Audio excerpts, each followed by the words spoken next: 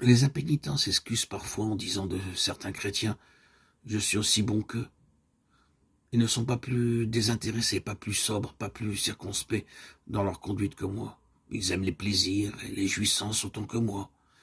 Cela se retrancher derrière les fautes d'autrui. Mais les défauts et les péchés des autres ne justifient personne, car un modèle parfait nous a été donné. L'Immaculé, Fils de Dieu.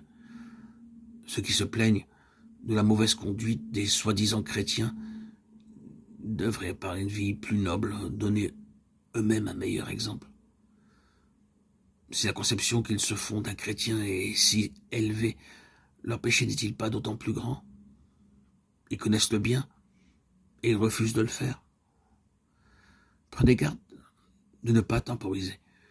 Ne renvoyez pas le moment de délaisser vos péchés et de rechercher en Jésus la pureté du cœur. C'est précisément ici que des milliers de personnes ont commis une erreur fatale.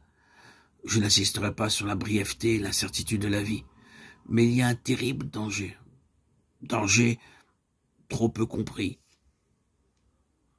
Attardez de répondre aux appels pressants du Saint-Esprit. En réalité, ce délai est une décision de vivre dans le péché. Ce n'est qu'au péril de son âme qu'on peut tolérer un péché, si petit qu'il puisse paraître.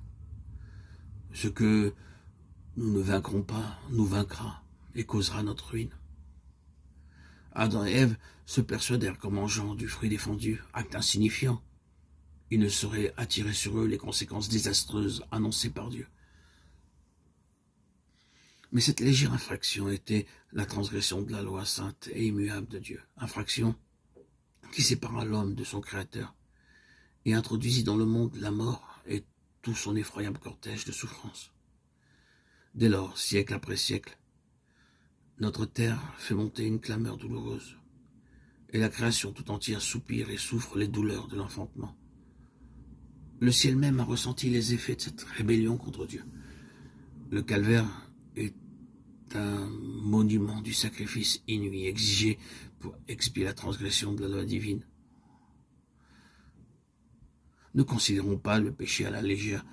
Chaque manquement, chaque négligence, chaque refus de la grâce de Jésus-Christ a une influence sur vous-même.